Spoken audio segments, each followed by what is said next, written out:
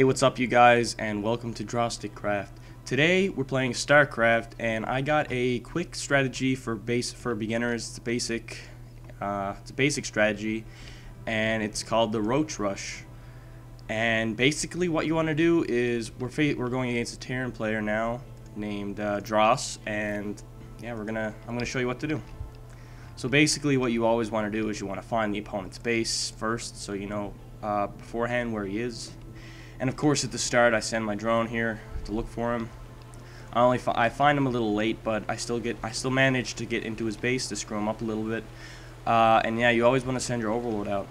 Make sure you find another. I don't know. It's always great to have another lookout. But yeah, what you want to do is you want to spawn as many drones as you can, and then finally spawn an overlord when you get the opportunity. That way you have two ways to you have more coverage over the map basically. So yeah, I'm sending my drone over here, and yeah, nothing yet. And right over here is where I find him, and he's starting to block off his entrance right now. So it's a good idea to always try and get into the Terran's base, and I don't know, you can do a lot of things if you get in their base, especially if you're protoss. A lot of strategies such as the cannon rush for protoss. If you're a protoss player, you can get in there, set up cannons all around his base, and he's basically screwed for the rest of the game.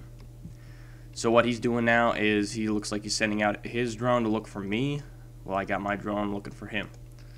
And we're spawning more drones to get more minerals, and we're going to start sending up Vespian gas now in a moment. What you want to do is you always want to set up both of these for roaches. You want to have two at the start, because that way if you are planning to do pure roach or zergling roach, you have drones coming in getting minerals for you, plus you got 4 drones on each side. But what we're going to do first is we're going to spawn a spawning pool, so that way we get the opportunity to spawn stuff before he does, because you can see he has nothing up yet. He's only making it now, his base, his barracks. So we want to get, and since every cocoon for the zerglings is 2 at a time, you want to spawn around you want to spawn a few, probably 3 is good.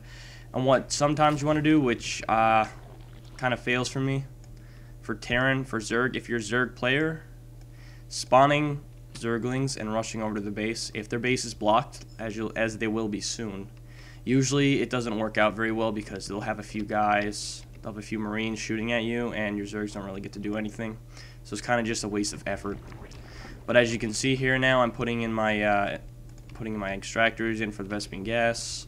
Spawning pool's almost done. We got tons of drones coming in here now. And the second these extractors get up, you want to send them over and start collecting Vespian gas as quick as possible. So as you can see now, I got into his base. I managed to put an extractor on his Vespian gas. And yeah, as you can see now, it's kind of disrupting his economy, because he's probably going to need that when he's using this one. But it gives you some time to see what he's doing in here. We already know that he has a barracks set up already because of the marine, and it's just something really good to have. So we got our overlord going over there slowly. We also got his drone, his SCV, coming over. Check out my base. I managed to get a few zerglings in time, but it wasn't enough. He still got to see what I was doing. But yeah, actually, I don't think, well, he knows I have a spawning pool up, but that's all I was really hiding. But yeah, so now it's always good to have some zerglings up to protect your base, so they can't see, so to prevent early sight of what you got, because if you were setting up a roach warren over here and he saw that, he'd know exactly what you're doing. But from what he saw, he only knows that I'm sending zerglings now. So nothing really big here. It's just a basic kind of thing. You want to spawn the queen, of course, because you want to have as many larvae as possible. Let her do her thing there. And you always want to have more zerglings. Or overlords, sorry. And yeah, now we got the roach warren going up right now. You want to get that basically as quick as possible. And remember, you want to get as much Vespian gas as you can for the start, because roaches are very powerful. They're your backup. They can do a lot. It's always good to have them. So yeah, as you can see here now, I'm sending my zerglings in around the person's base. the around Dross's base to take a good look and see what I'm at. See if I can get into his base, and as you see soon, I attempt to do that and it doesn't work out. He's scanning my base now and he can see what I'm at, but yeah, that's Terran for you. But yeah, I'm sending in my Zerglings now to attempt to raid his base.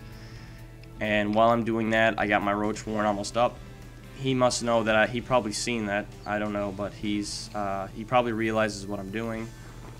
But anyways, the Roach Warren is up, and you want to start making them as quick as possible. And that's basically how you do this. And also what you want to do is, if you can, evolve Metabolic Boost for your Zerglings to turn into Speedlings, because, I mean, it's always good to have an extra little boost there. Your Zerglings will rush across the entire map extremely fast, faster than this, and, I mean, it's just a quicker way to counterattack. If you lose all your guys, all your Zergs, then there's always a good way to counterattack with a bunch of Zerglings, Speedlings running at them. But yeah, this is basically what your setup's going to be. If the match does drag out longer, you're going to want to expand, of course. But this is basically all you need. You need your Roach Warren and your spawn pool, and your Queen, of course.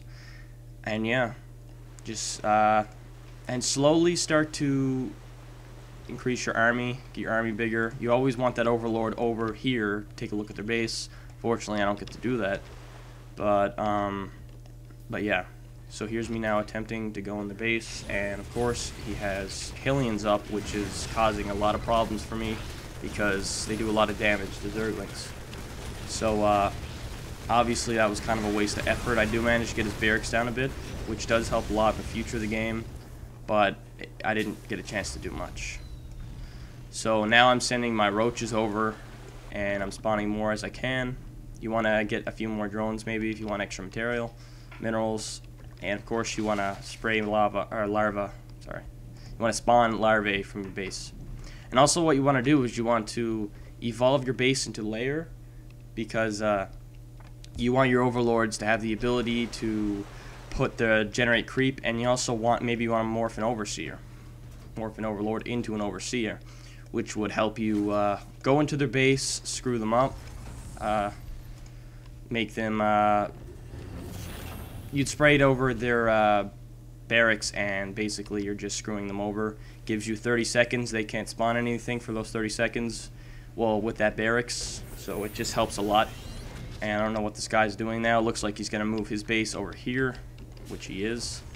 And yeah, and he looks like he's sending in Marines now. Now I got my Roaches over here, and I'm sending more and more over to attack. And you just want to, this is basically all you want to do. You want to just keep spawning them until you got enough. As you can see here, he got his Hellions over, which later on in this match kind of screwed me up because I didn't have anything protecting my base, unfortunately. But it does work out all fine in the end. I did manage to get him.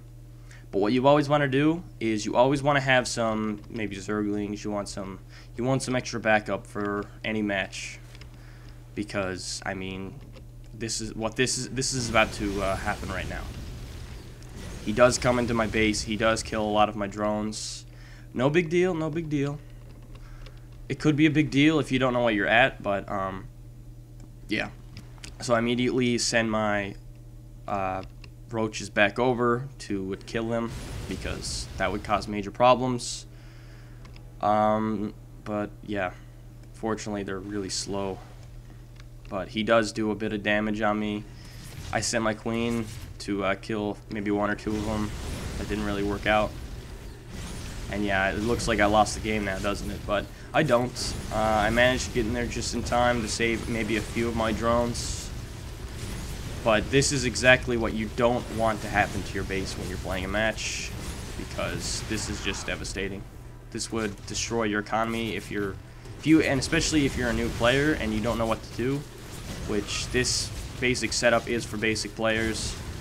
Like, you just don't want this to happen. But of course, you can see a lot of my drones are gone. And when they send them over, when they send over theirs, their Marines, or their whatever the hell, their units, what you always want to do is counterattack, which is basically them sending their units over.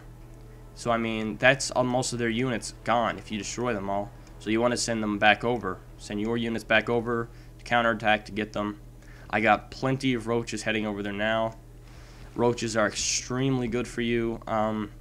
They cannot attack air units, but they can attack over cliffs.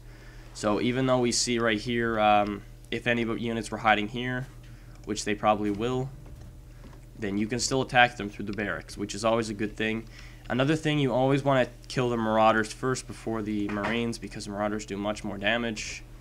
That's kind of common sense, because they're just much tougher looking.